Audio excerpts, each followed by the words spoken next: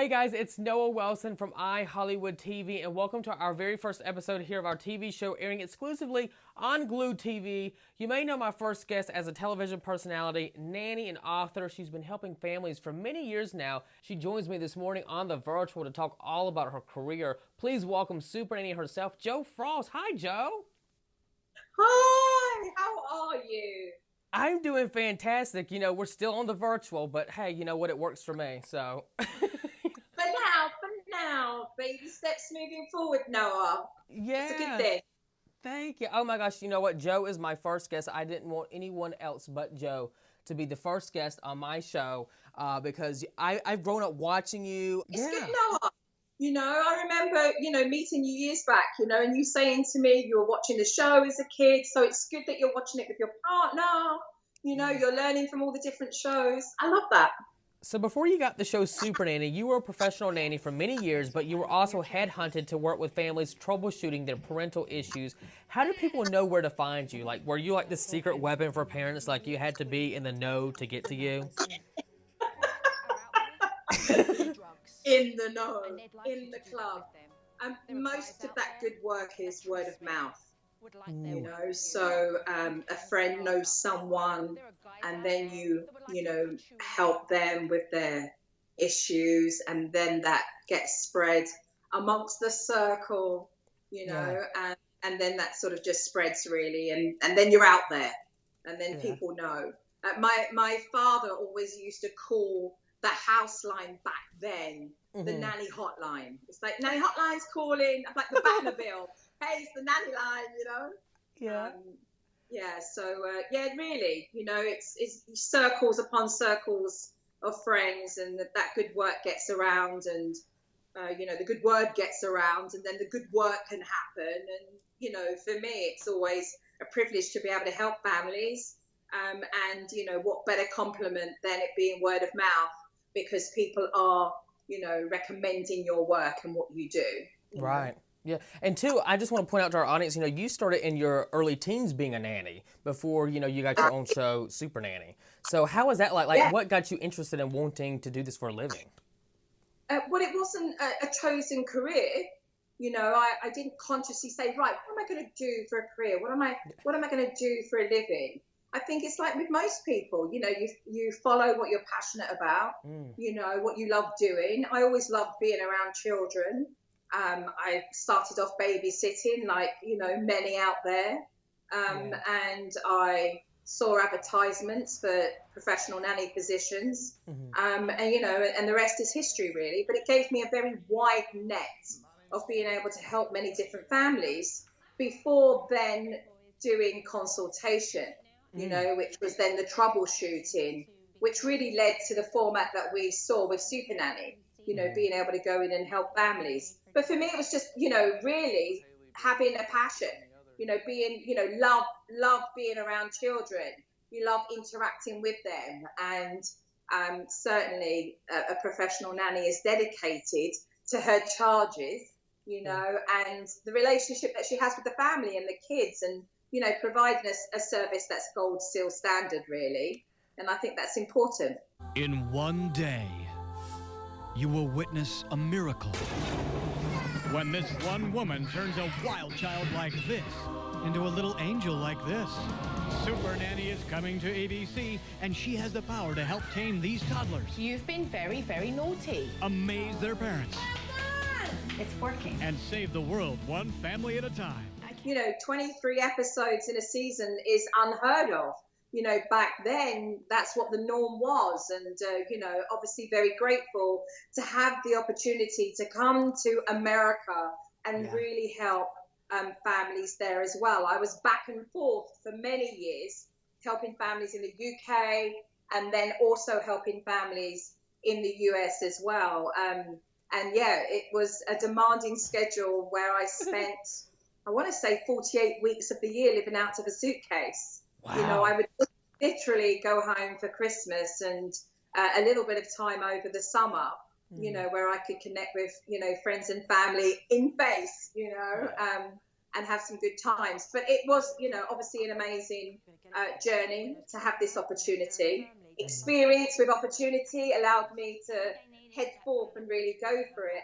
And no, I think the bigger picture of what this was, which was to have the opportunity, you know, to help another country under this medium, you know, the power of television, and to be able to use my skill set so instrumental in being able to make this transformational change for many families is really what we know now. As you know, we look at social media and we see the millions of views, you know, all my different shows have had, because they became an archive, you know, of shows. And I would say really for ABC, it was new. You know, it was new. It was the first time anywhere in the country that we'd seen somebody be able to actually help a family, the process of helping a family on camera. So the format was different. Obviously, I could deliver, you know, the results, and to be able to help a family under that capacity. But I really would say, you know, fundamentally the intention was in alignment. You know, ABC understood, like any network who, you know, commissions me to produce any show that's helping family, it's the alignment, the intention that they want to be able to give their audiences an entertaining, educational, compelling program. And I think really ABC understood that what they could bring to their family viewers at ABC was a very valuable show. And so it lasted, you know, it lasted a long time. Oh, I'm yeah. grateful for it. By the way, I have my DVD somewhere. I have the season 1 DVD that I got from Amazon, because that's how much. Yes, I don't know where it's at. We should have it here on the set. Oh my gosh, someone go run and grab it. But He was a big fan. You had the DVDs and the books and rerunning the shows. Hey, I'll take that laugh, Noah. I'll take that laugh. I am going for several days. The stay in bed technique is required. If you have a moment where you can have that little time with Kayla, that would be fantastic. so many young teens, Joe, they were young when Supernanny first aired, reaching out to you by sharing their videos on TikTok. I actually saw this. This was actually, I think, by the Today Show. They wrote an article, the Daily Mail. This got picked up by a lot of press. And I don't do the tick and talk and time bomb, the TikTok. Now, I don't tick or talk. I did 2 TikToks, Joe, and it was Rain on Me with Ariana Grande and Lady Gaga. Then I did some wipe challenge, or, you know, on the window. But it took me so long to do it, Joe. I'm like, I can't do this again. But it was so sweet to see, like, these young kids that, you know, are on TikTok, and, you know, you help them, you know, you turn them to be a better kid, and they're thanking you. So, like, how does that make you feel to know they appreciate your help and they still adore you to this day, as many of, you know, kids really like you? I just thought it was really sweet, Noah. I just thought it was really sweet. Like, for me, as soon as I saw, you know, it was Haley that did the first TikTok.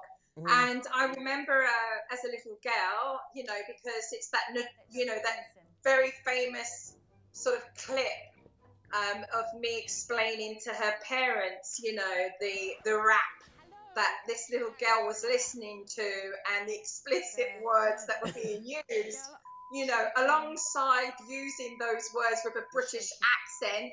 I think, you know, kind of hit the punch home of like, what's going on here? And for me, it's always when you see the kids grow up, so you're like, oh, look at them now, you know? I remember, I just want to do this. Like, I remember them when, you know, when they were tiny, and now, you know, they're young teens or they're young adults, and some of them have got kids themselves now, you know? So it obviously, it's a compliment, it's lovely, and it's nice, yeah, it has been really nice. For the kids to send those beautiful messages. I appreciate it. I really appreciate it. Will we see Supernanny renewed on Lifetime? What is next for you, like, as far as the Supernanny show? It's true. It's true. I did hear last year that they're not going to renew. Lifetime are not going to renew the Supernanny show. However, you know, the Supernanny show, Joe Frost Nanny on Tour, Extreme Parental Guidance, you know, Family SOS, whatever show you see me do is there to provide, you know, a service to families and being able to help them in one creative format or another, you know. So whether, you know, whether or not you're attached to the title, right? Or the creative format.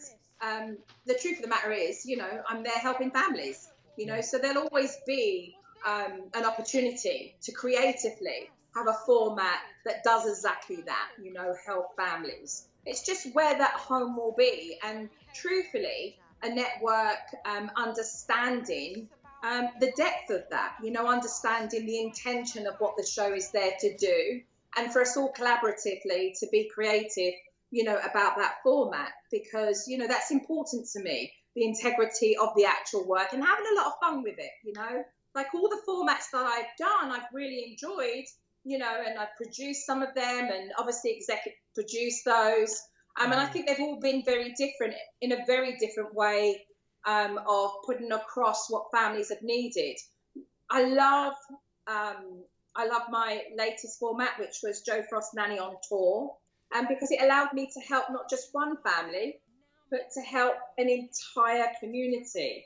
And that for me was just amazing. It just took it to another level. So it would be great if that show was aired here. I'd love people to see that, because, you know, I have gone to help families in their homes.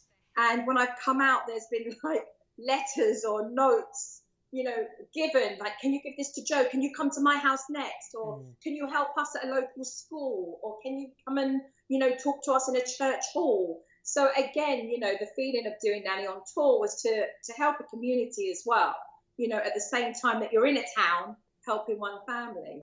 Yeah, I'm hoping I'll be able to continue, because let's face it, Noah, there's a real need. I mean, there was always a need, but as we've, you know, as we are coming out now into a better space, right? With vaccinations and the world opening up, there are families that really do need help. I remember when I've been around, you know, filming and stuff like that, and I'm, you know, if I'd had, like I said to you, if I ever had the opportunity, you know, to go for a meal, or the crew may have been going one evening, you know, to a bar or something, you know, I'll say, oh, I'll come for an hour, but then I can't stay. And it always makes me laugh, because people will come up to me and say, what are you doing in here? Like, I'm like, I'm having a rum and coke. Like, you're having, is that a vodka there? Or, you know, oh my God, is that Joe dancing? Is that Joe having, you know, a rum and coke? Is that Joe in the laundromat?